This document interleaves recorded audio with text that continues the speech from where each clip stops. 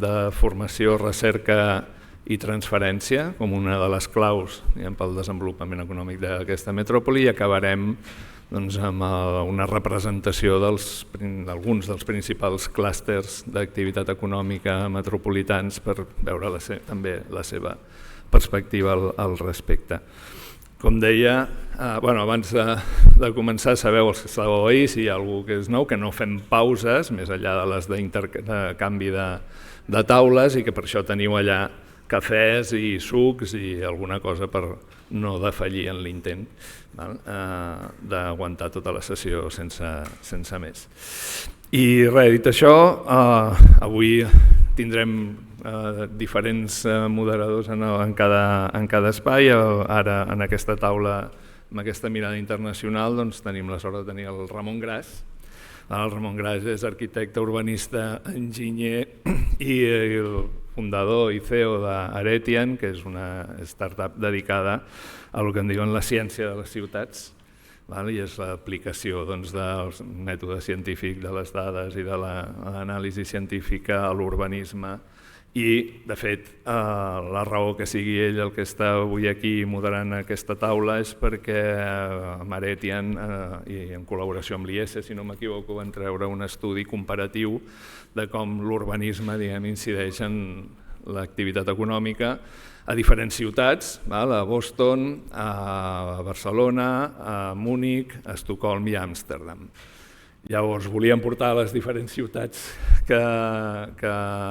almenys les europees, d'aquest estudi, i perquè a partir d'una primera explicació d'aquest estudi que ens farà el mateix Ramon puguem entendre de què va la cosa i què és el que volem comparar amb les altres ciutats. I representants de les altres ciutats, només hem tingut sort amb Estocolm i amb Amsterdam, i amb Amsterdam per partida doble, ara presentarem les persones que representen. En Múnich no hi ha hagut sort, tot i que la setmana passada fins i tot vam estar parlant amb ells, però per algun motiu no ha vingut. I tampoc hem tingut sort en Barcelona, ho he de dir, perquè de l'àrea metropolitana no hem aconseguit que vingués ningú.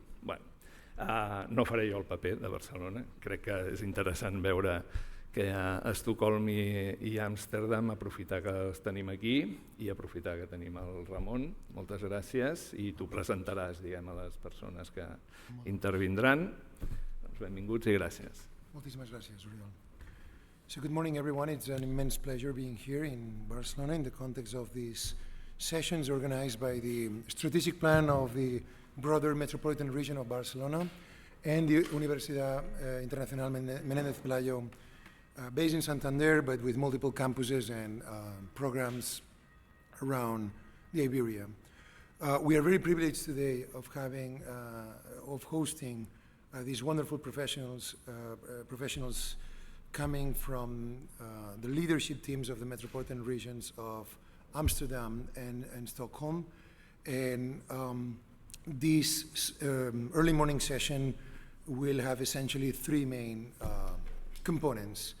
We will start with a brief summary by way of introduction of what the report was about that we published a few months ago, comparing the 5 cities.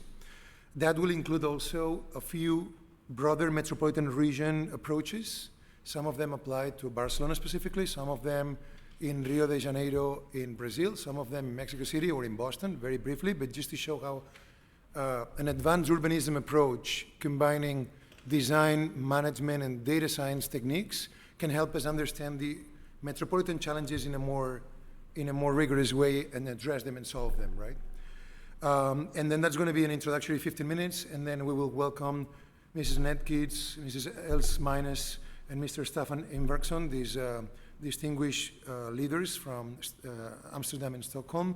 They will introduce themselves, their profile, their role in the institutions, the projects that they're leading, the tasks that they're undertaking, and then we will start a conversation with them over approximately 45-50 minutes, a bit less than an hour, so that they can discuss challenges around housing, shortage and strategies at the metropolitan scale, how to integrate it, urban design, economic strategy, research and innovation, and finally mobility and logistics. And then finally, the last 20-30 minutes will be a bit of an open conversation between the three of you and the audience and the participant people. I will just be a moderator and just My effort will be mostly devoted to the fact that you have a lot of very, very interesting things to share with us today, and I would love to make sure that at least we cover some of the essential components of your experiences, your leadership, your thoughts, your ideas, your strategies, and your approaches, right? If we can please transition into the presentation. Lovely. So we'll wait for a minute to join the presentation. Okay, 1 second. It will take a minute. Lovely. So, as we said, we will, in a few minutes, introduce them properly. And again, thank you so much for coming from your beautiful cities and broader metro regions. So, we will start with a brief reference. This is just a starting point. We will mostly focus on metropolitan challenges and how you address them, and the successes that you've had, and also the learnings and insights that you extracted, and if there's been any shortcoming and what you can learn from that moving forward to address those challenges in a more solvent way. So very briefly, in terms of the report, it was done by the Aretian team based at Harvard and Aretian in Boston, Massachusetts, in the States. These are some of the main leaders. Here we have a couple of them in the audience. This report was published almost a year ago, a few months ago, and then the purpose was essentially to take 5 challenges that we foresaw that were shared across these cities and metro regions, stemming or transitioning from urban design and urbanism, architecture, civil engineering, including housing, land use and standards of living, economic strategy, knowledge economy and research, and finally, obviously, mobility and logistics of people and goods, right?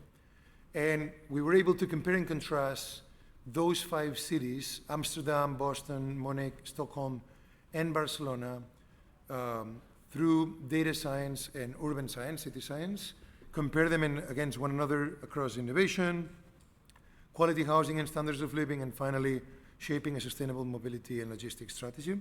And then being able to ascertain or understand how they were comparing against one another, both in terms of their internal heterogeneity and then in terms of the broader picture, right? So by being able to replicate those 5 cities, it's true, we're discussing before starting here that the report was focusing most likely on, essentially on the capitals, the main cities, right? But that's why we will show a couple of metropolitan approaches in the second part of the presentation, right? And we had Amsterdam, Stockholm, Munich, Boston, and Barcelona. And the whole purpose was basically to use 25 KPIs in a rigorous, standardized, universal way and see how they were comparing with one another, right? And then out of those analyses, we understood, there were a number of patterns that were emerging. For example, in the case of Amsterdam, the most dominant urban design typologies, whether it was radial or small walled city, atomized, organic, garden city in the outskirts of the city, etc. And then some classification of some of the core neighborhoods and districts across Amsterdam, the capital, right? The very same analysis for the case of Barcelona, where we understood where we identified that some of the neighborhoods were following a fractal city pattern, others a reticular pattern, an organic pattern, small world, monumental, reticular, linear, random, or even garden, right? The same for Boston, where areas like Back Bay, the South End, Beacon Hill were following mostly a fractal system. Cambridge, a linear fractal, the West End, Longwood Medical Area, South Boston Waterfront, and others following an organic pattern. Small world pattern being concentrated dramatically on downtown Boston and the North End, which the North End is the Italian neighborhood in a way, right? Reticular cities or grid cities patterns in South Boston and East Boston, and then random cities in Charlestown, linear, garden, etc., right? And then we were able, for example, here are some comparisons between Stockholm, Boston, and Barcelona. If we subdivide each and every city into hundreds or thousands of excuse me, smaller units of approximately 1,000 people, residents, that we have a common denominator and we can compare them in an analogous way, right? So what we saw is that across the 5 cities, in the grand scheme of things, the one that was overall presenting the highest levels of urban design excellence was Stockholm, followed a little bit by Barcelona, even though the other 3 cities in general were presenting medium-high or high levels of urban design excellence when we compare them with a broader analysis that we've done of 100 global cities around the world. So obviously those 5 cities tend to be on the medium-high or even higher end of the spectrum, but obviously there's internal heterogeneity, and some of these cities, across the 5 of them, they present lower levels, right? We will talk about it for the specific case of Barcelona in a bit. So that allows us, for example, to understand taking a bit more of a metropolitan stance, in the case of Barcelona, the city of Barcelona is 1.7 million. The metro area with 36 municipalities is 3.4 million, so twice as much. And the metro region, which is the urban continuum, is 3 times the population, right? So 1.7, 3.4, 5.4. So it's 1/3 the city, 1/3 the rest of the metro area, 1/3 the rest of the metro region.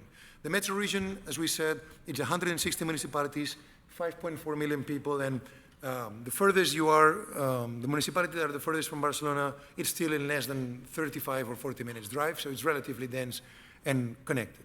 There's obviously deficiencies in the public transit system, but it's all relatively close. So one of the main takeaways of the study, for example, was identify which cities had already exceeded, which are signified here in red, their optimal or desirable levels of density by a lot. And what we saw is that out of the 160 municipalities, 15 of them, approximately 10%, were exceeding by a lot their ideal density. So we suggest really to dramatically reduce the growth patterns in those cities. We identified there were 30 cities that they still had 5, 10, 15% room for growth, and there was the majority of the cities, it was mostly the smaller or medium size, they had ample room for growth to get closer to their ideal density. Obviously, the ideal density levels and housing concentration is tailored for every municipality, right? So using city science principles. We also evaluated the economic base of these municipalities, and here what we saw is that when we take a look at the economic base, there's 848 globally standardized industries, and out of the 5 cities, the city that was a bit more standing out because of the level of economic diversification was Munich in Bayern in Germany, right? So obviously the other cities are, in general, quite prosperous, dynamic, wealthy. They have fantastic research teams, very dynamic startup scene. But in the grand scheme of things, when we focus specifically on the physical manufacturing of products, the city of Munich was the one that was standing out in terms of the breadth of the economic base as well as the peaks of excellence. Obviously, there were quite a few peaks of excellence in Stockholm, quite a few of them in Amsterdam, several in Boston, but Munich was standing out when we were comparing them. So we were basically presenting an analogous comparison across the board. And then, for example, Barcelona had in the order of 300 plus of these industries, of which approximately 100 of them, 90 of them, were innovation intensive or knowledge intensive, right? And then we were able to compare Amsterdam with Stockholm, with the other cities, and identify smart specialization strategies with a particular emphasis in Barcelona. So one of the things that we saw, for example, if you look at the chart on the right-hand side, on the x-axis is strength of the industry, on the y-axis is sophistication, and we see at the bottom of the chart those nodes in cyan, in light blue, that corresponds to tourism. So that probably is suggesting that there's been a bit of an abuse of the tourism sector in Barcelona, and it should be, the resources should be devoted to other economic sectors that are more knowledge intensive, right? Otherwise, it could be having diminishing returns, as it happened in Mallorca, which doubled population, but it diminished average income per capita. So here we were able to compare also innovation across the board, across the different cities. And on the innovation side, it was the city of Boston, maybe unsurprisingly the one that was really shining. So what we understood is that the average of innovation intensity in Western Europe is around 11 or 12%. The average of innovation intensity in the States is similar, a bit higher. When we look into the cities, Barcelona is 15%, Madrid is 15%, Paris is 19%, Amsterdam is 21%, Stockholm is 23%, and Boston 29%. And what we see is that there's a perfect correlation between innovation intensity that we have evaluated across the whole US, the whole of Europe, and many major cities, and prosperity levels. So it's a good indicator to anticipate prosperity. So what we saw is that if in the future Stockholm can strive to try to get closer to 26, 27%, that will help increase wages even more, reduce the levels of unemployment are relatively low, but also reduce it even more and create more distributed prosperity for all the citizens. The same for Amsterdam. If the city is able to transition from 21 to 24, 25, that will really provide yields. For the case of Barcelona, what we think is attainable in the midterm is to get closer to 20% or 21%, and that's achievable, and there's some concrete strategies. And here we're comparing Boston and Barcelona. So just to show in the bigger picture, right? we have first the three phases of innovation: research, tech transfer, and finally the advanced manufacturing. And what we see, especially on the research side of things, is that Barcelona has a remarkable concentration of research, but not all of it, because it's on the negative side, is well connected with the industry. There's quite a bit of theoretical research, but not well connected with industry very often, right? We were able then, specifically for Barcelona, evaluate multiple research institutions, the Polytechnic University of Catalonia, private ones, Ramon Llull, University of Barcelona, et cetera, and we being able to identify strengths and weaknesses. And the same was devoted for land use patterns, as well as urban mobility systems across the metro region. So in that vein, what we wanted to emphasize essentially is that as a follow-up of that study, one of the happy things about it is that we were able to start last year a metropolitan-wide city digital twin for the whole metropolitan of Barcelona. We will show just a couple of examples of application of that across these very same challenges, right? The good thing is that we were able to take a metropolitan approach in both the diagnostics, the goal setting, the scenario simulation, and finally the recommendations were deployed at the metro region scale. So learning from the best practices from Stockholm, from Amsterdam, from Munich, from Barcelona, from Boston was really great to also try to embed some of these best practices into the model. One of the advantages is that we've been creating 5 case studies recently, specifically tackling very pragmatic challenges. How can we deploy and how can we address the housing shortage of upwards of almost 500,000 new houses that need to be built in the next 20 years, right? This represents 125 billion investment. How can we do that? How can we provide proper support to the 443 industrial parks in the area? How can we create a knowledge economy around the 11 domains of knowledge that present competitive advantage here? And how can we basically allocate cameras and the mobility system to reduce incidents, save lives, and finally shaping the urban design. So this is just a couple of preliminary visuals, 20 or 30 seconds, showcasing how by deploying this at scale we can identify, for example, in this area there's 753,000 parcels in general, of which 59% correspond to some degree of housing alone or housing with commerce, housing with offices, and of these only 7%, is around 29,000 parcels could be hosting, according to the current legal urban norm, new housing in the coming years. So we created a 4-step AI algorithm to allocate strategically those 475,000 units across the 29,000 parcels, right? So here you see, and then once you click on a particular parcel, you can even see a recommendation for price, for rent and purchase, the capacity. Here you can build 129, 37, 12 new houses, whether it's multifamily or single family, etc., right? So this is just one example of application at the metropolitan scale. Another example would have to do with the economic strategy. So by, again, taking a metropolitan stance, seeing where the businesses are concentrated, the levels of innovation, etc., and then the idea would be eventually, I'll move it a bit faster, transition into the 443 industrial parks that you can see here with a metropolitan approach. We can click on one of them, you immediately see what are the main industries being present in the metro region, in the specific municipalities, 443 industrial parks in 160 municipalities, how strong they are, how sophisticated, how they can complement one another, the deficiencies they have from a value chain perspective or other economic considerations, right? So here you can see different parks distributed across the metro region. And finally, another application that has to do with mobility, the purpose of which was basically matching supply and demand for both people and goods, persons and cargo. And basically we started mapping in real time. Right now we're mapping in real time even the location of the buses, of the tramway or light rail or streetcars, as well as the metro stations. And then we can also have, starting in a few months in 2026, have heat maps of activity in different moments of the day to match the activity of the people with the supply that the system is providing, right? So this is an example of the real-time mobility of the trains or the buses or the tramways or the high-speed rail and other capacities, different bus systems. And here we have hotspots across different moments of the day, the peaks in different moments of service, etc., right?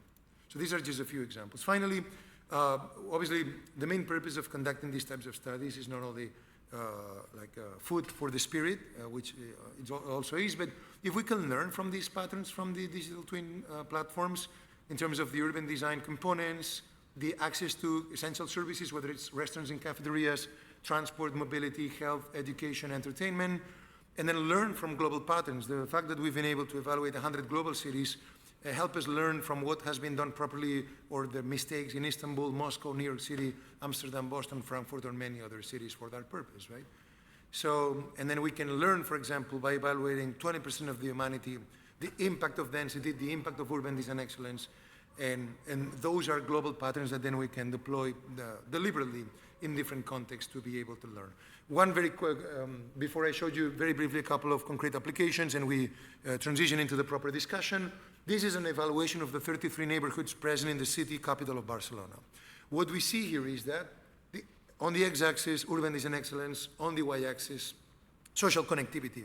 When we compare the top 3 or 4 neighborhoods, Sant Gervasi i Galván, Vila de Gràcia, Dret a l'Eixample, Sant Gervasi i Bonanova, versus the bottom ones, Baró de Viver, La Clota, and Vallbona, the difference in terms of access to services, social interaction, economic prosperity, etc., is 6-1 in terms of wealth creation, access to services, access to public transit. So it's a dramatic, if you want, a classist bias because of the inheritance of better or worse urbanism, right?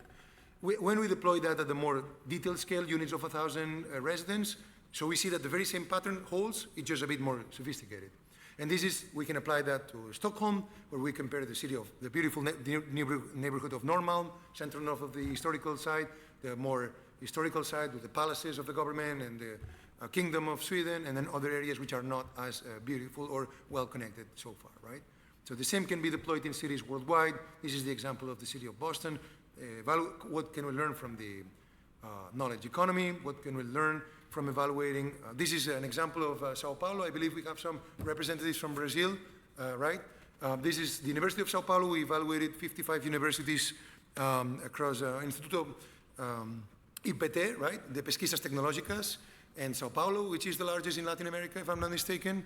And we were able to identify the different domains of medical. And so by being able to identify how universities can collaborate in a metropolitan outlook with the area, you can see how Albert Einstein Medical Complex can grow, or the area in Arco Pinheiros in Sao Paulo can grow, and other cities can benefit from these strategies. This is an example of application of a final urban design and economic strategy with a metropolitan region outlook. This is for the city of Mexico City, with around 4 universities, with, again, metropolitan outlook, can be translated into urbanism, knowledge economy, prosperity creation, wealth, distributed wealth, and mobility systems. And then the same can be deployed in Rio de Janeiro, also in Brazil. So here we see how 12 universities with a metropolitan approach of the whole state of Rio can collaborate with municipalities like Niterói and other municipalities surrounding Rio de Janeiro, and how that can help create urban design plans for this area, right? And then finally, this is the same deployment for the metro region of Barcelona with a metropolitan approach, and we can inform economic strategy linking research with the startups with economic base, for medical, for pharmaceutical, for advanced manufacturing, for urban tech, for digital services, and create or conceive a metropolitan region-wide concept of the urbanism linked with mobility, linked with housing, and linked with the knowledge economy. This is, finally, to wrap it up, an example in Sant Feliu de Llobregat. It's a city that's only 20 minutes away from Barcelona, and it holds an immense potential, but right now it has an area that is partially in decline, and the idea is to use these types of techniques with a metropolitan approach to transition from the current diagnostic into the future vision for the city of Sant Feliu, identifying the industries that present a competitive advantage, pharmaceuticals, electronics, digital design, etc., and then being able to translate all these insights and diagnostics into a proper urban intervention grounded on the diagnostics of the urban economics, mobility, housing, etc., conceptual design, transitioning into a proper concrete urban design. So these are a few examples of application. I'm going to leave it here, and we can stop it here, and I will welcome right now Annette, Els, and Staffan, and thank you so much for joining us today.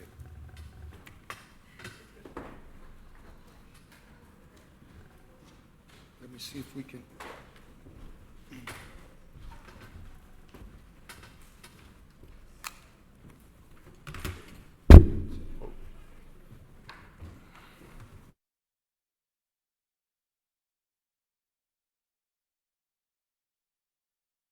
introduces his presentation with a brief introduction, and Annette Keates, it would be lovely if you can start introducing yourself and your roles and the projects that you lead and some of the main tasks that you're undertaking as leader of the Metro region in Amsterdam.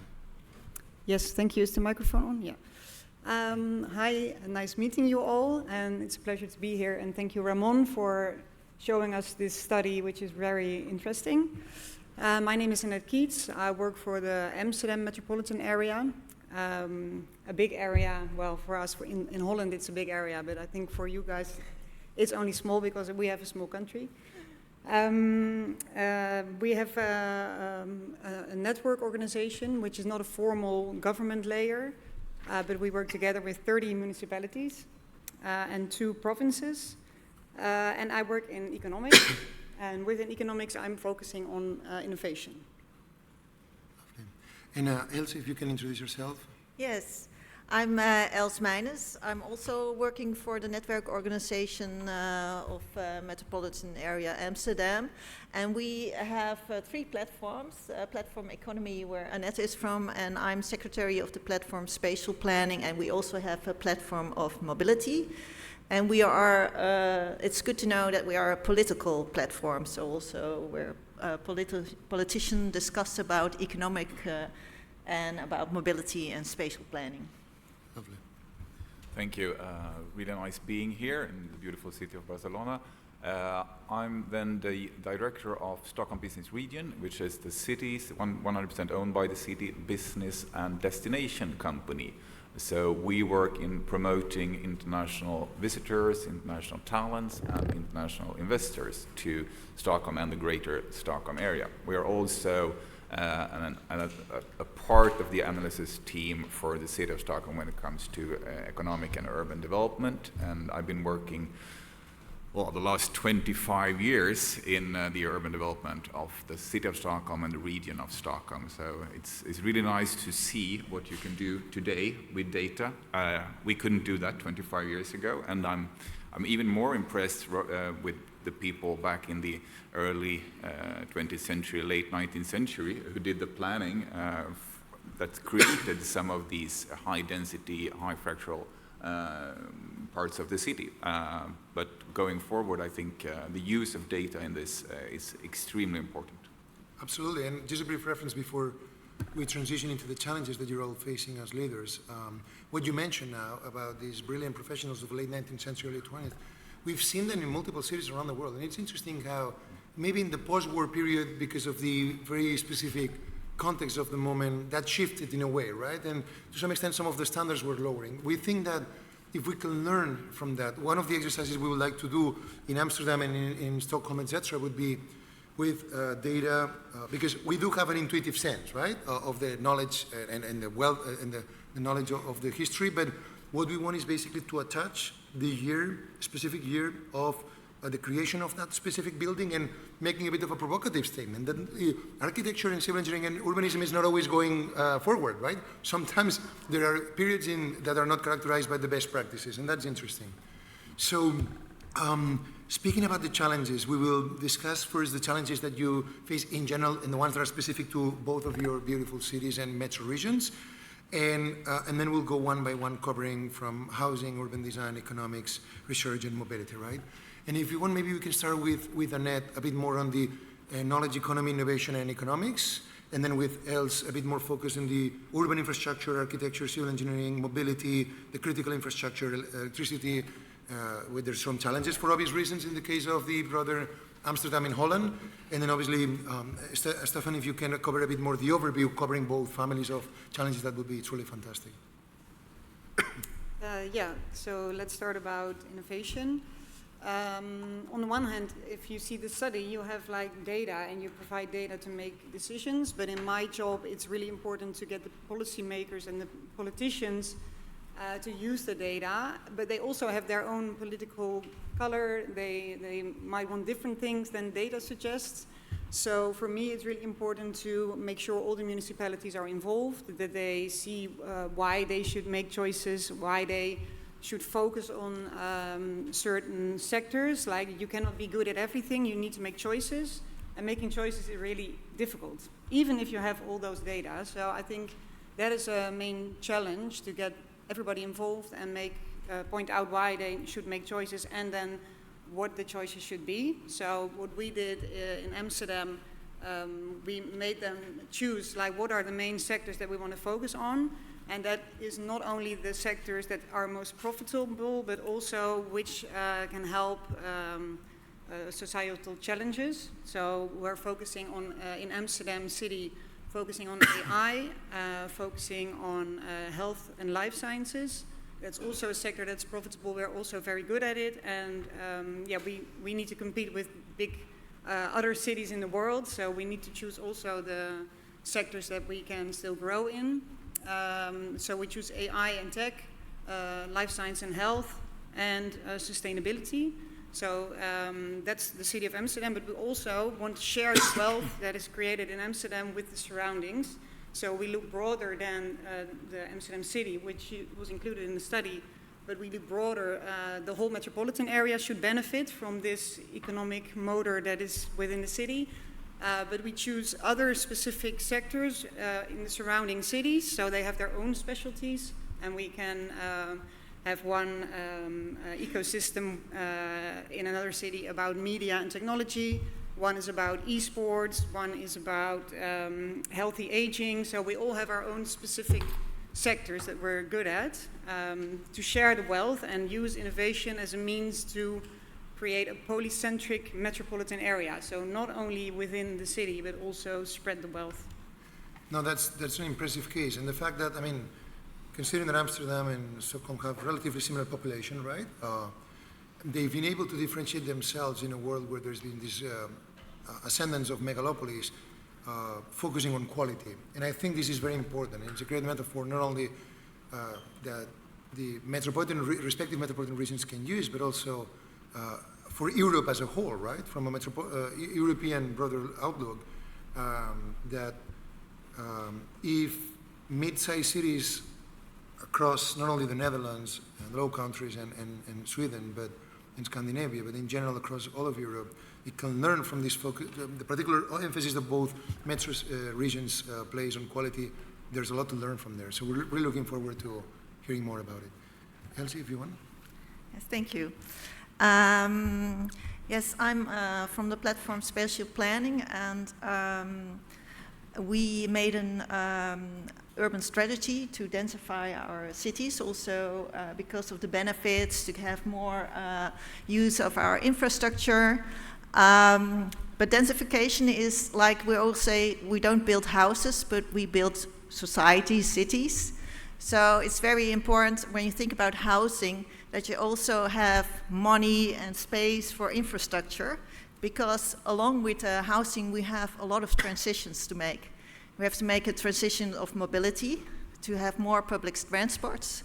We have a transition of energy, because now we already have congestion of energy. Some houses have to wait to be built because we don't have the energy infrastructure. And we know by 2030 we'll be having a shortage of fresh water. So all of these transitions we have to think about while building historically high amount of houses. And we're thinking about, in this strategy, we're thinking about how to phase this housing. What houses can be built very easily? What is more difficult? Because we have enough locations to build houses, but on every location there's something going on, or with the water, or with the energy. So you have to really think about it. And we also have to think about it not only in the region, but also in the national government, because all layers have their own responsibilities. And so we're working also with the national government on this. That's fantastic. And this combination of density, intelligent land use, compact city, and providing broader services is not as frequently encountered. When we've seen other global cities in general, roughly 4 to 5% of the internal areas of major cities around the world satisfy more or less these mixed-use standards. And However, in the low countries, in the Netherlands, in Holland, that percentage is substantially higher, right? Yeah. So that's this combination of 3-4 strategies that you've been deploying simultaneously. Yeah. And that's very unique, and we're looking forward to hear more. And also all the other challenges you're facing, obviously, with having nature partially against you in a way. Yeah. And how you've been able to dominate nature in a highly civilized and sophisticated way, and especially after the Delta Plan in the 50s and everything that went along. Yeah. And so the learning that was acquired and how that was really a great example that these days, with the risk that many major coastal cities around the world, not only in Europe, can learn from the Dutch experience in a way, right? So Yeah, but that's also where every single centimeter of Holland is planned. So we're the best planners in the world. So I think in the 30s we were planned, because we're a small country, we're a delta, we have struggled with water, so I think it's historically. But then again, we also can learn a lot from Hong Kong, Barcelona, because all the Dutch people still want to live like hobbits in the Shire. They want little houses. So they want to. They're not keen on high buildings and apartments and this way of living. So this is a cultural thing. So it's also a lot of talking in our organization. What is good living? And there was also a lot of, especially not in Amsterdam, but in the areas around Amsterdam, to densify your cities was a big. They didn't want to densify their cities. They didn't want to look like Amsterdam, until we said, but it's also good for accessibility to economies, and it's making also economic growth, and that's why your investigation is also still important for us. thank you so much. And for Staffan, feel free to introduce these challenges to present the slides, if you will. No, it's just one slide really to get some kind of, I don't know if it went up there. It does not really matter that much, really. Just provide some context will help. Yeah, okay, perfect. No, but I think that when looking at urban development and combining that with economic strategy, it's interesting also to reflect where you're coming from. Well, the city of Stockholm was founded back in 1252, and as a city situated between the Lake Mälaren and the Baltic Sea as a trading port.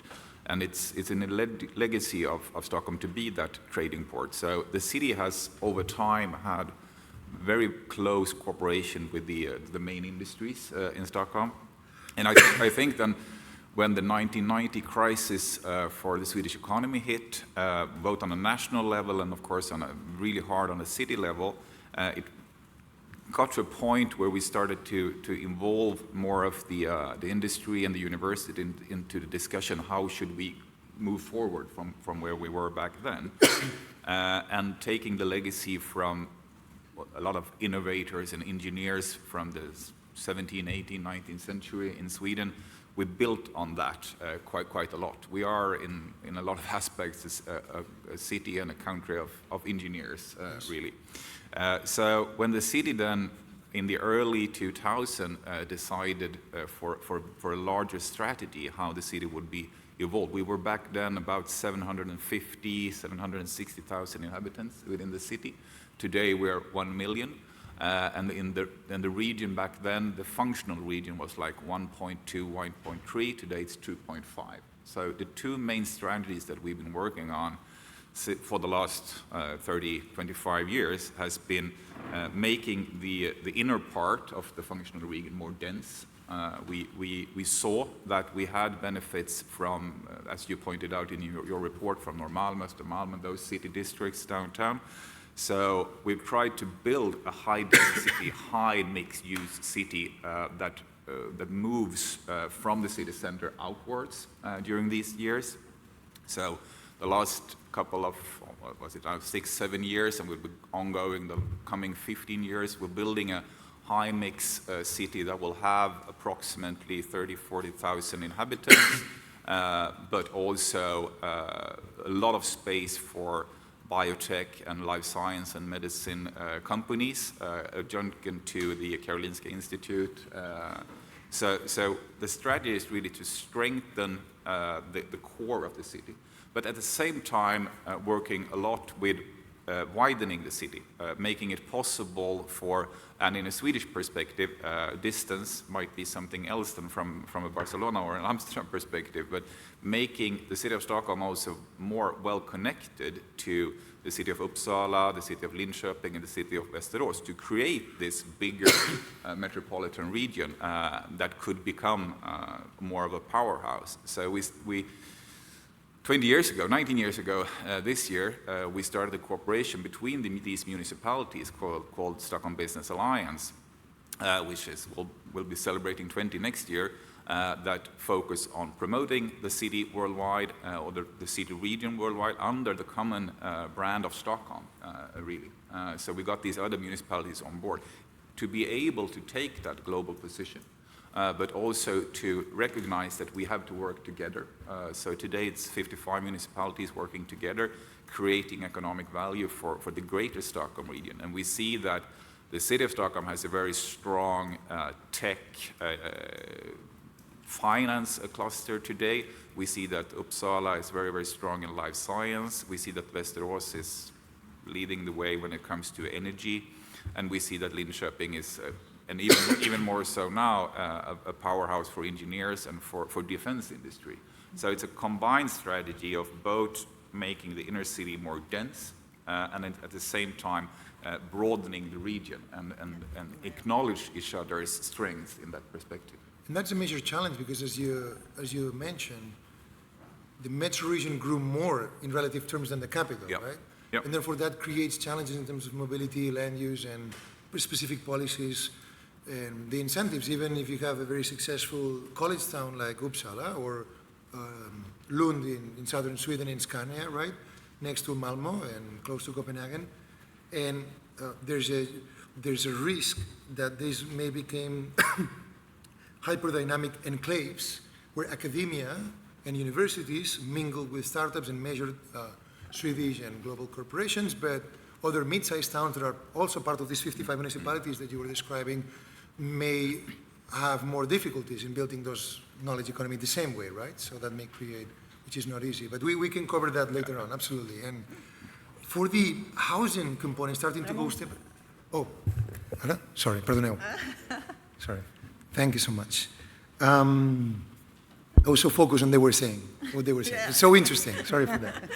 I forgot about whatever I had to say.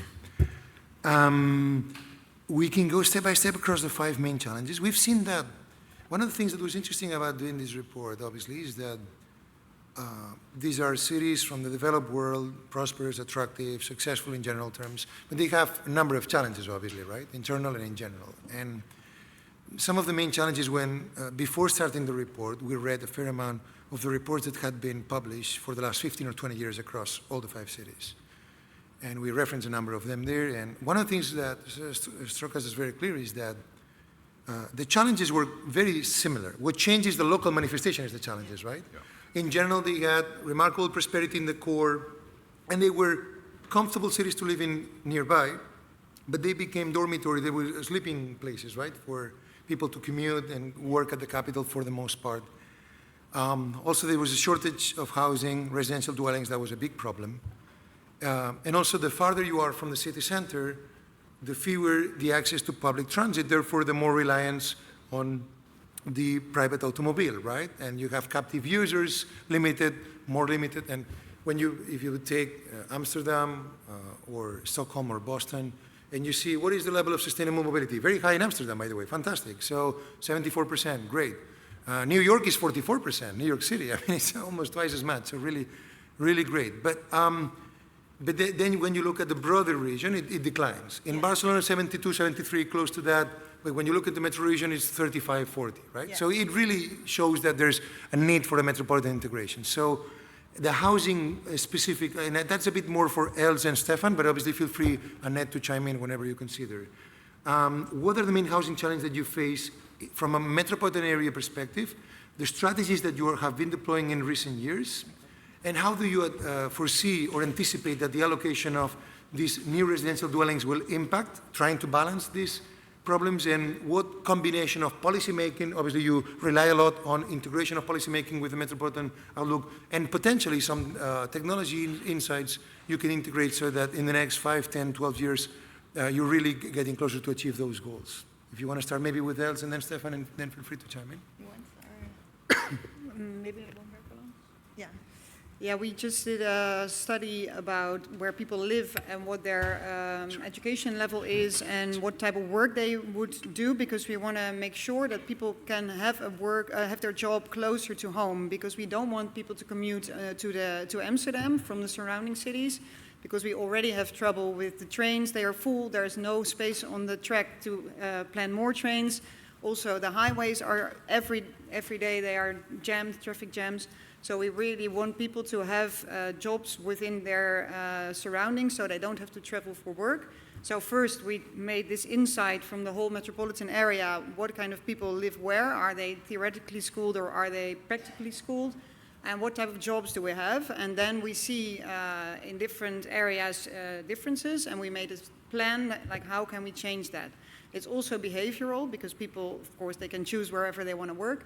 So part of it is behavioral, but also we try to add certain jobs in certain areas so people can choose to work closer to home. So that's one of our things. Also, we are, of course, a bike city as well. Yeah. So we are very used to using a bike. And we also, now we have electric bikes. We can have longer distances to go by bike to work. So we are, I don't know what the English word is, but it's like we are planning highways for cyclists. So you can use your e-bike to cycle to work for a longer distance. So that's the thing we are doing in the whole province, actually. Yeah. And I want to add an example to this. In the 17th, Amsterdam was, people thought it was too crowded, so Almere was made. It was a little village city next to Amsterdam, and all the people were living there and working in Amsterdam. And nowadays, a whole train of people in the morning goes from Almere to Amsterdam, and nobody goes back. Nobody goes to Almere. So that's why, but we can't put the jobs there. It's like the 5th biggest city of Holland, but there's no university there. There's nothing there. So the first thing we want to do with our national government to make this a real city, to make like a really a university, to get higher educated people there, to make like government institutions there, also to move cultural musea from Amsterdam to Almere, to make this also a city worthwhile living, and not only a city to sleep in, because otherwise you have a very inefficiency of mobility. You have people living in one place and working in another place. This is a very inefficient way of mobility. Absolutely, and they still have a famous football team, but they are missing the proper knowledge economy and the university component, right? So, yeah. Being the 5th city in the country, right? So yeah, it's amazing. It's crazy how it happened, right? Yeah. Especially in such a tightly knit urban network where Utrecht and Groningen and Rotterdam and The Hague, Den Haag are really integrated. It's amazing how that happened. So yeah. Yeah, maybe you have to tell something about the history of Almere, because it's a young city. Yeah, the history of Almere is that it was just built for people to live and to have green in the back and green in the front, and to live with your family. A garden city, yeah. But it was built on water. It used to be water. Yeah, it used to be built on water. Yeah, that's also... I can make a whole story about it, because it was like, it used to be the city everybody wanted to live in. So it was like everybody wanted to get out of Amsterdam and live in Almere, because that was the place to be. It was the 70s, and you could have a really good house. But there was nothing there, no cultural things, just houses. And then, of course, we left that garden concept city. But now we have all these garden cities around Amsterdam, and now we have this, it's our task to revitalize it. It can also be by by making more housing to densify it, but it's not going to be automatically a city. You really also need to think about balance. Cultural things, not economic, but cultural and healthcare and A thriving urban scene where people Yeah. can identify a very specific cultural environment where there's theaters, cinema, music, and different types of... And I have to say one thing, Amsterdam, that's why our network organization is very important. Amsterdam has to be loyal to them. So if a company wants to go to Amsterdam, Amsterdam could say, we don't want you, you can go to Almere. Yes. So, but that's just, yeah. And one option would be, well, this is just a suggestion, and then we'll hear what Staffan proposes on the housing challenge, but maybe one option could be if there's any way to identify what can make the city unique from the cultural and economic standpoint, that can make it not only a very pleasant place to live, but also a place where interesting things happen, right? So. Right. Yeah, well, there's a lot of questions in that, but I think starting from the greater regional aspect, I would say that the focus on seeing where is the market, where is the demand for a more higher density, to really see that and to support that, and in the greater region, I think then it becomes extremely important to have good connections, of course, via public transport, which is something that we've been working with for quite some time and will continue to work with. We try to do the bicycle thing, but as you might know, from November to up until March, it's a bit rough to ride on your bicycle in Stockholm. It might be a little bit more snow than in here in Barcelona. But having said that, Not as much as in Boston, though. Not as much as in Boston. Oh, it depends, actually. Depends. No, but I think that public transport is extremely important, of course. And then in the greater region, we have a very dense city center, of course, that is growing. And then we also have the garden cities built during the 1910s, 20s, 30s that are extremely popular and beautiful. And then it makes it important to have them well connected via public transport, and of course, as the same as you're doing in Amsterdam, have a very good relationship with those municipalities, because there are industries that are looking to establish themselves in the Stockholm region, and they want to be downtown, but there's not really room for that kind of industry, and then we have to share that. I think that's important. But looking at the housing market right now, Stockholm has been growing very rapidly for the last 30 years. That, of course, creates friction in both in the fact that it's a building place, but also when it comes to what kind of houses are being built. So the political leadership in Stockholm has decided that new dwellings in the city will be 50% owned, 50% rental. And that, I think, is an important recognition of the need to have rental apartments to be able to cater to people who want to move to Stockholm and young people. And then we can dive into the regulatory aspects of this, but I think it's a good signal to say that we want to grow, but we want to be able to attract different people to the city. Right now we're having a pricing issue or a cost issue when it comes to construction of housing. The cost of building a new house has gone up with like 25-30% over the last couple of years, hit very hard by the economic effect after the pandemic, and then of course the war in Ukraine has affected the Swedish housing market quite a lot, actually. So we're now looking a lot at how can we, by using new technology, make it cheaper to build new dwellings, and using PropTech, using energy efficiency, and so on. So there's a big discussion about that and how to reuse material and so on. And hopefully that will lower cost a bit. But I think from a strategic point of view, being clear what kind of housing we want to promote via zoning, the city of Stockholm also owns quite a lot of land within the city is important. And then public transport. Fantastic. And starting with you again, Staffan, and then we'll circle back with Els and Annette. Linking the housing with the urban design and critical infrastructure, right? Obviously, there's going to be substantial differences of what happens in Amsterdam with the canal system and the water bodies and whatnot, versus Amsterdam, which is also surrounded by water, but in a slightly different way. So considering these needs and challenges, and considering the housing shortage and some of these advanced construction techniques and smart construction that you are outlining that seem very promising and very attractive. I mean, when you mentioned 25, 30% in only 2 years, I mean, that's extreme, right? And so how do you want then to accompany or provide support to the housing growth component, linking it with the broader urban design, encompassing obviously density, morphology, and land use, right? Yeah. What are the main strategies that the Metro region is trying to undertake at the moment? What we're doing is, and we did 15 years ago, we did together with a company called Spacegate, an early version of what you are doing now, to really deep dive into where is it attractive to build out of the aspect of proximity to public transport and different types of public transport. And that is guiding us in some sense still, I would say.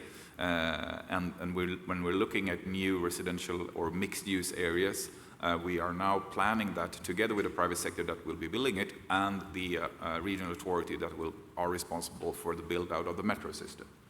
So it's the discussion today is on a higher level, where both the public sector and the private sector can see that these are the factors that we need to look at to be able to build those new areas. And we see that all over the region, really, where there is a possibility to build new housing units is where there is a sufficient or coming in even better public transport. Absolutely, and I had the pleasure of visiting Stockholm twice in recent years.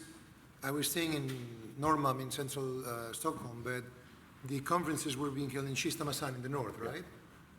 And you immediately see obviously the very heterogeneous, some are more industrial towns, others are more focused on big convention centers, and maybe this attractive mixed-use component that you have in Södermalm, the southern neighborhood as well, was not as present, right? So being able to deploy that at scale across the 54, 55 municipalities is not an easy one.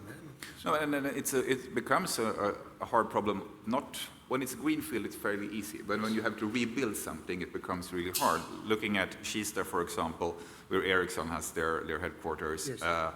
Built during the 80s, out of what one should build during the 80s, or look at the great convention center that we have in Älvsjö, in the southern part of the city, built during the 70s. And now we're looking at how can we transform those areas to a more mixed-use area, because we know, and that's very clear in the dialogue with the industry, their ability to attract talent is based on that you have a 24/7 environment where you have culture, where you have sports, where you have education, where you have housing mixed.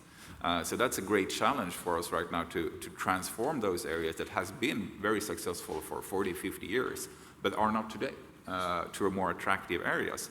And especially when they are located maybe 9, 10 kilometers from downtown, which is close, but still it's too far. Yes. So that's a main challenge that I think we're facing all European cities, because you want to, and the amount of office space that you need in the knowledge-based economy is going down. People are working hybrid from home and from the office.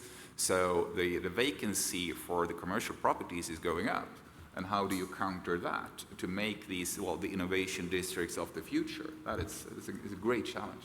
Absolutely, and linking it with that, Annette and Els, what are the particularities that you're seeing in the broader metro region in Amsterdam, considering that? Like, you're referencing before the fact that a few cities have been unbalanced, and they were, like in the case of Stockholm, very attractive in the 70s and 80s, not so much these days, right? Yeah. And that could be problematic in a way, because there's the social, cultural, behavioral components, the part-time work from home that many people do these days, at least 1 or 2 days a week, reducing the demand for certain types of offices, but keeping it constant for others. The more diverse demographics sometimes with having citizens from other parts of the world, and etc. And how does that translate? And when we were preparing this discussion, right, you referenced specifically the problems with electricity and fiber optic systems, etc. for internet and whatnot, right? How are you dealing with all this complexity? I know there's a lot of questions, but... Well, it's like you don't do it all at once, for example, because you're talking a lot about all the problems, and if you think about it, how you talk like it so fast, you can't deal with it. You're right. Because You're right. you're taking it step by step. I think it's of course, a lot of dwellings can be made perfectly and within the council boundaries. But you see, like, Amsterdam needs the region, and needs the region also to build, and with higher density, and also needs them to be economically evolved, because not everything can happen in Amsterdam. And it's also funny that, and it doesn't have to be, it's also funny, yesterday we were talking with Louisa from the organization of Oriol, and she said, I was in Amsterdam, and we said, you weren't in Amsterdam, you were in a city near to Amsterdam. So so I think Amsterdam is like a brand, and the cities, the talk we must have with our region is that the future of Amsterdam is in the region. And the future in Amsterdam is also in the regions, because we can't solve everything. We can't have energy infrastructure, which makes a lot of space. We need fresh water to be arranged. We need space for our safety if there's a flood. And we can't solve this all in Amsterdam. And we also need to have people living in Almere and to be happy with it. And we don't need all the people to work in Amsterdam. So we have to think together about what is a nice urban area altogether and see it as a whole. I don't know if you meant with this. And then we have to focus on, like, region, how it works. Like, I forgot the map, but I have like a big map, and there are like, we identify 7 hotspots where there's a problem with housing, economy, electricity, water, and we have to solve these hotspots together, because sometimes it's a responsibility of the national government when it goes to energy infrastructure. Sometimes it's also the water boards. We also have very strong water boards.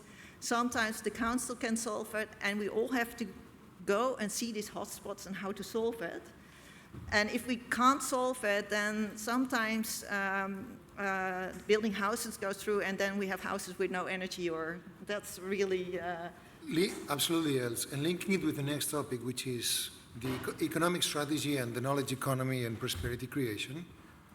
One of the things that we have seen, and that could link it how densification, housing provision, urbanism, but still there are sometimes problems to attract people in different areas and create a vibrant cultural environment. So one of the cities we evaluated was a city outside of Seoul in South Korea, and they were trying to build an attractive environment, but they got it wrong with the phasing, and they placed too much emphasis with housing and to some extent basic services, and there was not an economic reason to find a quality employment in the area. And that created a big lack of people moving into the area much later than expected. So really being able to create a vibrant economy can be one of the things that unlocks that component, right? How are you dealing with the complexity of having dozens of municipalities, each of which, both on the services front, the knowledge economy front, and the industrial manufacturing front, have their own industries? How are you trying to make them collaborate so that they help one another and they avoid redundancies, right? Because one of the problems in a globally integrated economy is that you want to have the more diversified and sophisticated products and services. And if you're doing things that are a bit more middle of the road and that your neighbor is doing, you're not differentiating yourself, right? That's one of the areas, for example, where Switzerland has been relatively successful. We have mid-sized cities across Switzerland, both the French-speaking, German-speaking, Italian-speaking, that have been remarkably successful in being with smart specialization. And Annette, how are you dealing with all this complexity? Yeah, first of all, what I said before, that you need focus, so you need to choose an ecosystem that you're already good at. You cannot choose anything you want, you need to choose something that is already there, because you cannot force companies to move to your municipality. So first of all, you need to choose, and I think that is really hard, and I think we are only at the beginning of this. So the politicians, they chose certain ecosystems that they want to invest in, But then you need to make sure there's also talent that can work in this sector. So you need to make sure there is, on quite a close distance, there is universities and also other levels of education that help people to develop skills that can work in these sectors. You also need to have like a startup business climate. You need investors, so you need money to invest in those companies, which is really hard in the Netherlands. You see a lot of companies moving to America, for example, because it's easier to get investment in life science and health, for example. That is a very big sector in the US. There is much more investment capital available, so you see that's a big problem in the Netherlands. So we are trying, but it's only on a small scale, to have public funding and also public-private funding together in those startups. Also, you need to make sure people, like you can help them be more entrepreneurial, so you need to help even young children, showing them you don't have to, you can start your own company, so you have to help them see that. Other stuff that we really need to do is connecting all the, we call it innovation hubs within the whole Netherlands. Actually, we are actually one whole connected country, but we need to connect all those places where the smart people and the smart companies come together and they share their knowledge. And that's not only connecting with like public transport and roads, but also connecting digitally. So we need to have a good internet. And also we help networks, building networks. And networks can be triple helix, is what we call it. So you have like education and government and organizations working together on certain issues around one ecosystem. Also working together with other levels of the government. So you have the national government, the province, we are the metropolitan area, and then you have the municipalities, but also working together with the EU. So that's one of the things that we do at our organization is lobbying and trying to align with other municipalities and other layers of government. And also learning from each other. So the civil servants of all the municipalities are in my team. I have a team of, like from the biggest municipalities, there's someone in my innovation team. And we share knowledge, like how do you help those ecosystems? How do you help those triple helix networks? We also have, for Amsterdam and surrounding areas, one organization that builds triple helixes with like the big CEOs from the big companies. And the universities, and we do it on a smaller level within the municipalities. So we try to build those networks, which is really important. So this integration of the academic research, the startup scene, major technology firms, national and international, the value chain is critical in your strategy. That's very interesting. And linking it with the case of Stockholm, obviously, for a very good reason, Sweden and Stockholm in particular have been considered very often in recent decades in Europe the gold standard in being able to create distributed prosperity, even more so than North Rhine-Westphalia in Germany very often. And that's the case with wonderful universities in the capital, obviously, and not to mention Uppsala and Lund, or Chalmers in Gothenburg, which is a fantastic technical university as well, right? In the western part closer to Norway. But it's also true there was this a bit provocative study a few months ago, you've probably seen it, that says, hey, in Sweden, it was a bit of an European study. It was a London School of Economics, I believe, right? Said the academic research in Sweden is very diversified, very strong in medical, engineering, super strong, etc. But sometimes not all of these great ideas are properly translating into the entrepreneurial spirit, right? And people, yes, they do this, but in the end, they tend to go to a bit of a well-consolidated firm. They're a bit conservative in a way, if you will, right? So what are some of the strategies that you are conceiving to strengthen this knowledge economy from this broader metro region perspective? Well, thank you. And I think Annette pointed out much about the same thing that we are doing, because you need to find these triple helix connections. We start with the universities, and then, of course, we as a city or cities or in the metropolitan region, we can bring different stakeholders to the table, and that I think is important. The report from LSE was good and provocative in a sense. I think one should also take in consideration that Sweden is home to quite a few multi-global national companies, and they of course attract people from the universities, especially the engineers. to Ericsson or to Saab or to ABB and other companies. So that's a part of, that's not a problem, because I think that what we've seen... The abundance, right? The abundance of these opportunities. Yeah, and that's also a possibility for international talents that we need, of course, but it also makes that quite a lot of the startups coming out of the Stockholm scene these days, you might have been at the university for a couple of years, and then you work at one of the big companies, and then you start a company. So there's an ecosystem within that as well, I would say. But I think that the main or one of the main things when it comes to why are we doing so well that we are doing, being the most innovative region in Europe, according to the European Commission, is that we put a lot of money into education, state paid, free of charge. We put a lot of money into R&D within these big private companies, and they work extremely close with the university. So that's one factor. And then another factor that really stands out, I would say, that back in the 90s, we abolished the wealth tax and the heritage tax. So the money that used to flow out from Sweden to Switzerland or to the States, they are now staying and moving back. And now we're attracting quite a lot of Norwegian capital as well, because the Norwegian tax system is not as the Swedish tax system. And that has become important over time, because that means that successful startup, Spotify, Klarna, what have you, they can stay and they continue to invest in the ecosystem.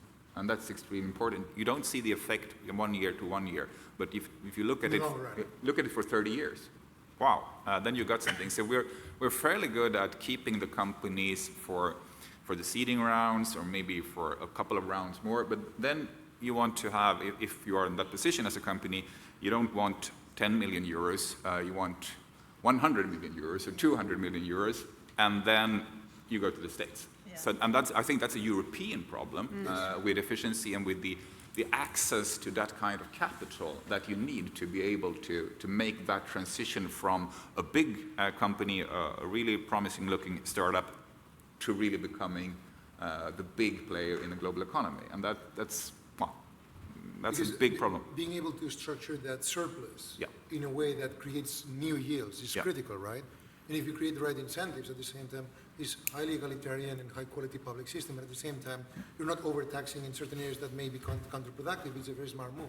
Could I ask a question? Please. To you, Staffan, because you said we invest a lot in education, and I think that is really necessary. But I think it tends in Europe, the politicians tend to be more right-wing, and I see in the Netherlands that they want to invest less in higher education, but that's not the same in Stockholm? No, it's not the same. The city is responsible for education up until you're 18, 19, and then the state for the universities, and the funding for the universities, and we are switching government from center-left to center-right all the time, or at least every 4th year. But that's a constant, and what we've seen over time is also that the private investments in education or R&D, which are funding quite a lot of the doctorates. You have a system in Sweden where you're an industry doctorate, where you do your thesis at the university, but you're paid by the company. That's increasing as well. So there's more money putting into education now than ever before. So also private money is... Also private money. That's a good idea. That's great to hear. We wanted also to come in some of the mobility challenges for both citizens and I'm sorry, again, apologies. My fault. We also wanted to cover some of the mobility and logistics challenges, because obviously if you're structuring the deployment of new residential dwellings across the metro region, you're linking it with urban design strategies. Yes. You're integrating knowledge economy, smart specialization, strengthening of the knowledge economy and distributed prosperity, and research and innovation. But obviously we need people to move in the proper way. And even though both cities have been regarded very highly on that end, there's also a number of challenges, right? And it's not always easy to integrate, especially with a slightly aging population in Europe, etc. That creates a number of challenges that are not easy to tackle. So we can start with Staffan and then go back to the Amsterdam metro area. from a mobility standpoint, for the coming 5, 10, 15 years, in order for you to strengthen this sustainable mobility vision that you have been shaping in recent years, what are the main strategies you're deploying and the main problems that you think that you may encounter and how to address them? The main problem for us is money. Okay. Point. So we know exactly what mobility we need. We also know it's also connected to the dwellings we have. So we the city of Amsterdam has a really good data system and everything. So we know everything that's needed. The biggest problem is money, and it's also because, of course, Holland is a small country, so all the infrastructures goes by the national government, and the national government hasn't had money for this for almost like 20 years. Oh my God. So that's why the main thing we as an organization do is lobby for more money, and that's why we also look at Europe, because we see we really need money for this mobility, because we really know what we need on mobility, and there's no discussion between the region what's needed. We all have a plan. It's already sitting there. So for the national government and for the broader metro region and other public and private stakeholders to invest properly to solve the problem, because you have diagnosed it well, you have a clear plan, you just need the financial resources, right? How can you seduce them? How can you convince them? How can you persuade them? Every new government, we talk to the new political leaders.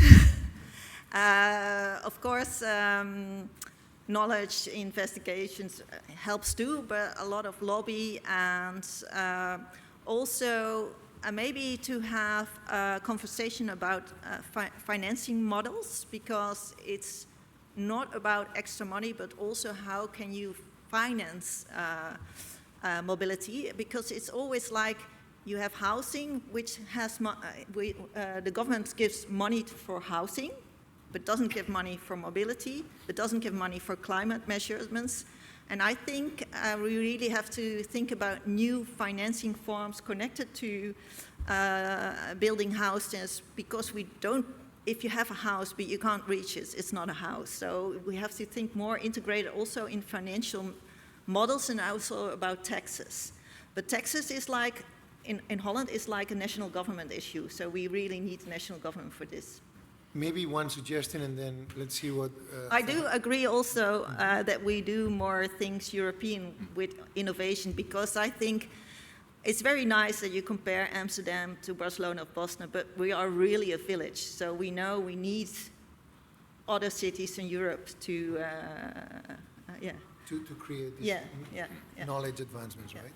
And linking it, Staffan, with what Els was mentioning now, of the difficulty sometimes in funding for mobility and other, but maybe a more integrated understanding of a metro region where we can foresee the types of social, economic, and environmental positive impact that transit-oriented development can bring to the broader community. Because, for example, assuming that these cities are able, with the broader metro region, to raise the standards from 32, 35, 36% of sustainable mobility with the metro region to 50, 55, or 60, that will mean ridership will be more efficient, the emissions will be diminished, the travel times will be reduced.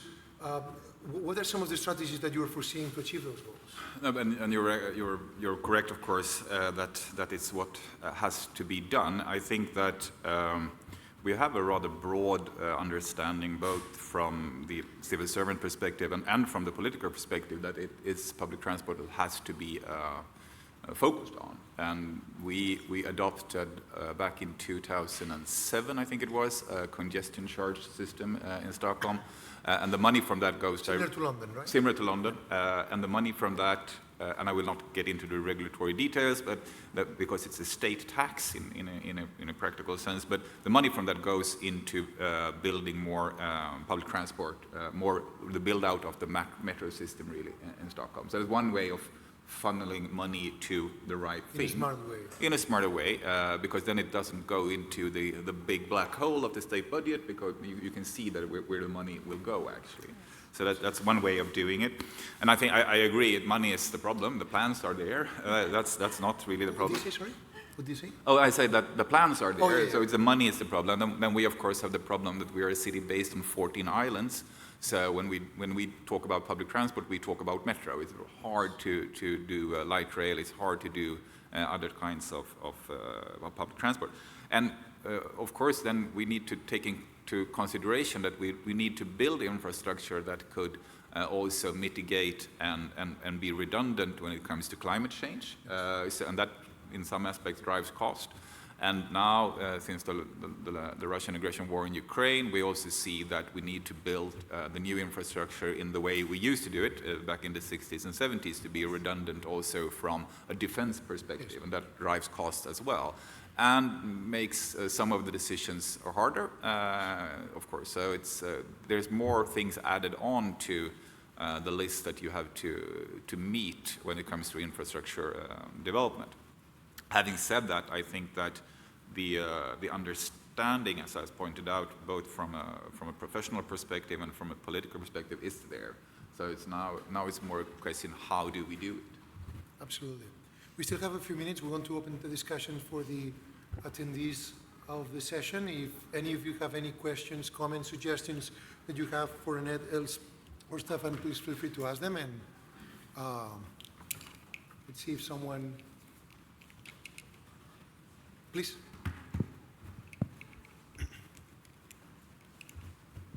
Yes, well, I'm Luis Alegre, I'm the former mobility director of the Metropolitan Transport Authority of Barcelona.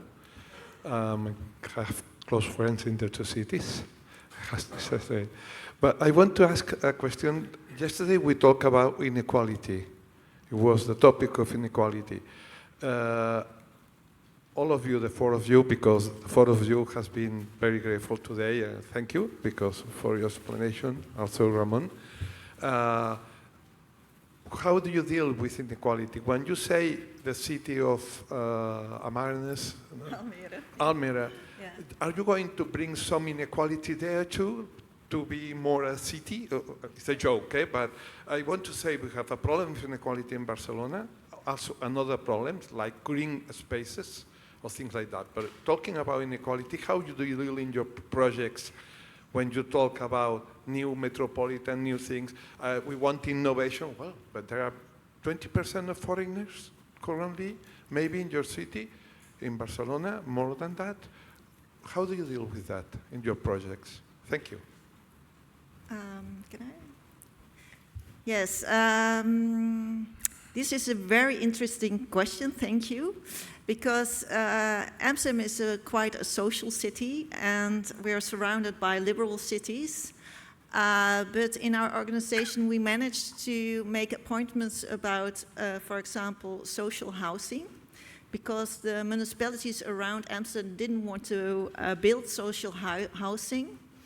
And Amsterdam, in our organization, promoted to have more percentage of social housing, and we also work together with the national government. We ask the government to make a rule about if they give money to housing, building new houses, also to ask for a percentage of social housing. And this was like a really long talking and everything, but in our organization we managed that municipalities around us who are liberal conservative also are building more social housing. So this is one of the results of our organization. Yeah, thank you. Thank you for your question, and I think that's extremely important because how do we build an equal city, really? And what in Stockholm, out of the 11 city districts, we focus on the city of Stockholm, not the region. 4 have challenges when it comes to this.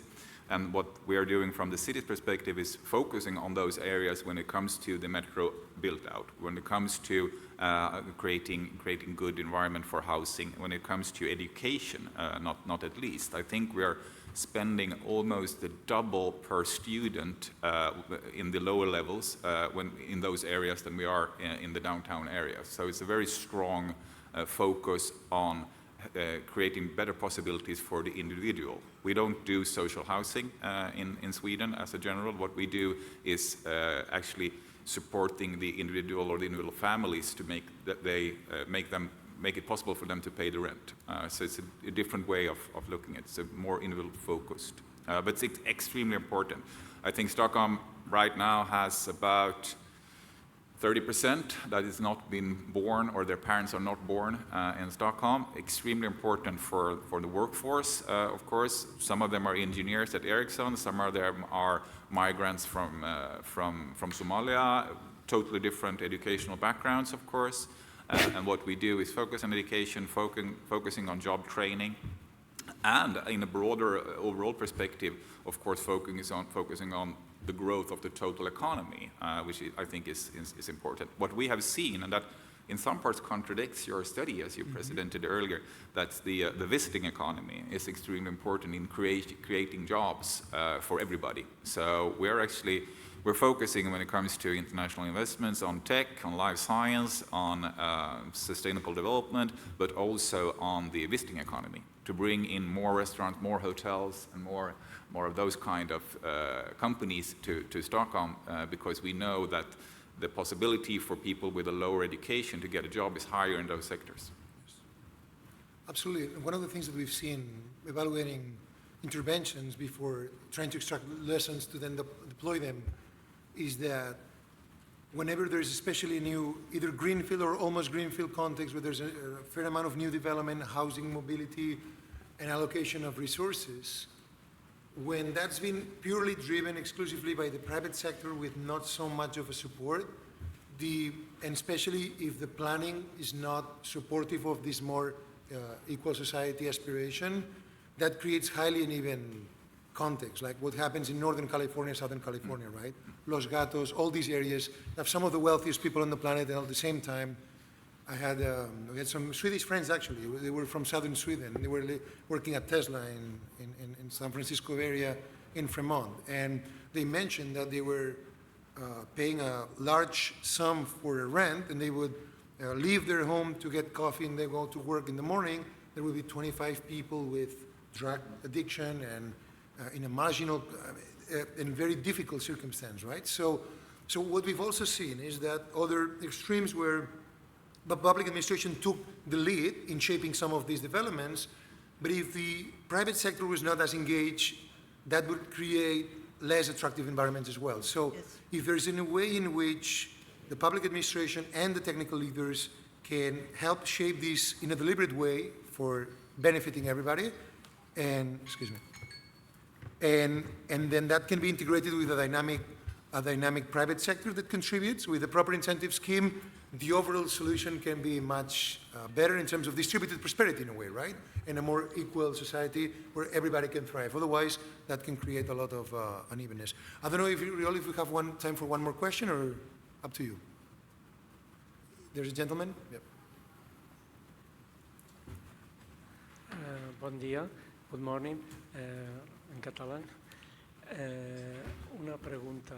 Em pregunto, bueno, gràcies per la interessantíssima exposició que han fet tots vostès i les aportacions, la interessantíssima aportació que han fet tots vostès, i la pregunta és, potser dintre de tot l'estudi metropolità, la ciutat construïda, la ciutat històrica, la ciutat anterior als anys 50, diria, i la ciutat entre els 50 i els 70, quin rol o quin paper li donen vostès, o quins tipus de gestió preveuen sobre la transformació d'usos i sobre la gestió pròpia també davant dels reptes que hi ha dintre d'aquests àmbits, i quin rol poden tenir en quant al desenvolupament econòmic i social dintre d'aquest segle XXI. I una segona pregunta molt breu és, vostès, els teixits amb baixa densitat, sí que han fet una petita pinzellada, però clar, com històricament hi havia aquesta voluntat de viure a la ciutat amb baixa densitat, cosa que també tenim aquí a Catalunya i crec que arreu, doncs vostès estudien, planifiquen intensificar, han parlat de barrejar usos. Bueno, trobaria molt interessant aquestes dues vessants, perquè dintre de la nostra àrea metropolitana aquestes dues qüestions també també són importants aquí a Catalunya. Bueno, em dic Joan Mas i soc arquitecte de planificació de la Direcció General d'Urbanisme de Territori de la Generalitat. Moltes gràcies. So regarding the low-density context, right, that present a very particular type of problems, Yes. scarcity of resources and more, they may have their own charm and high quality of living in many ways, like you said, the garden component, but also limitations, and also the other factor about the legacy that may sometimes be not the most beautiful or well-designed or crafted. Are you proposing to regenerate it in the midterm, do it by phases? What are some of the, regarding both challenges, how are you approaching it? We were talking about Almere. Actually, in Holland, we call it new towns and new towns problems. So they're merely garden cities who have a quality, of course, because they're garden cities and it's very nice to live in. And yeah, we do have a policy to densify new towns because you would see that the facilities of these new towns are very poor. And also there is not enough people to have efficiency mobility. So yes, we densify these new towns.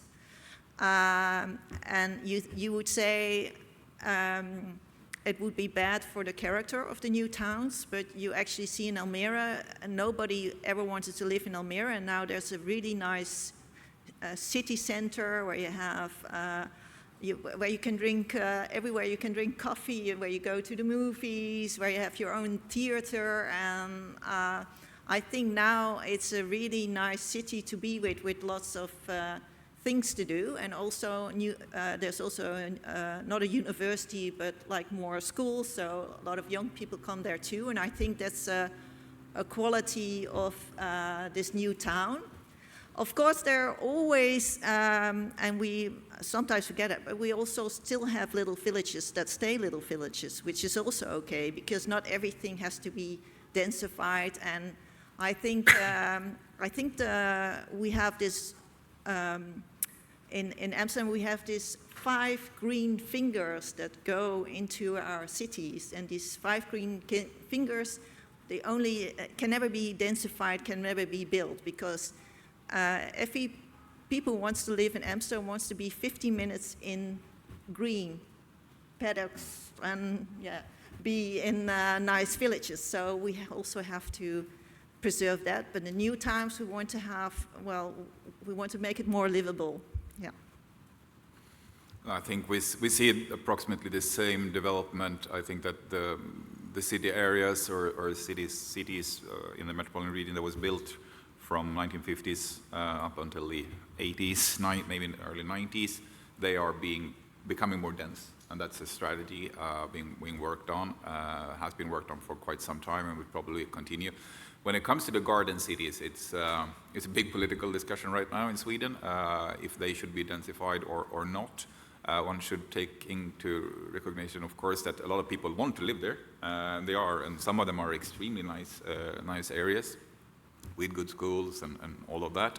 And I think that they will probably stay that way, maybe driven by a built out of public transport over time to be densified, or maybe driven by other circumstances. But I think the main focus is making sure that those areas that were built 50s, 60s, 70s, sometimes in the 80s, are becoming more mixed use, more dense and more mixed use. A lot of those areas in Sweden and in Stockholm is built as purely residential areas, and that's not really working. They are not attractive today, and those are the same areas in general that we also have the biggest social problems in. So there's a lot of effort going into that. They are not attractive in that sense, so then we as a government has to do something to make them attractive.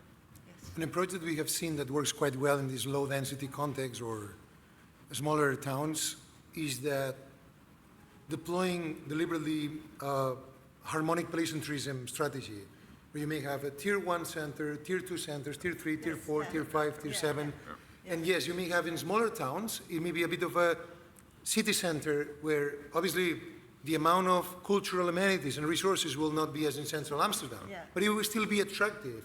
And there's going to be a circuit of cultural activities, music, arts, fine arts and digital culture, and among others, that can enable that these smaller towns reinforce their cultural personality and identity. They don't become land of nowhere, right? Zombieland.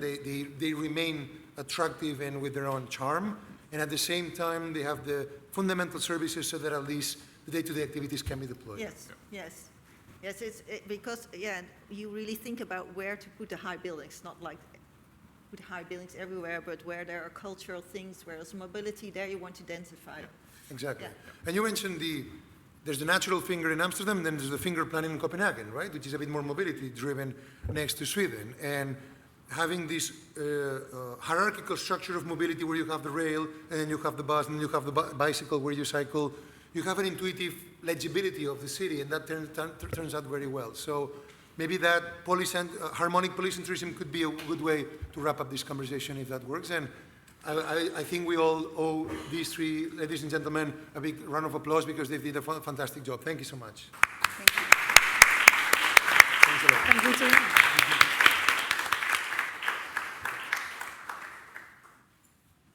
Very good. Very complete, right? We touch on... It's very good. Thank you so much.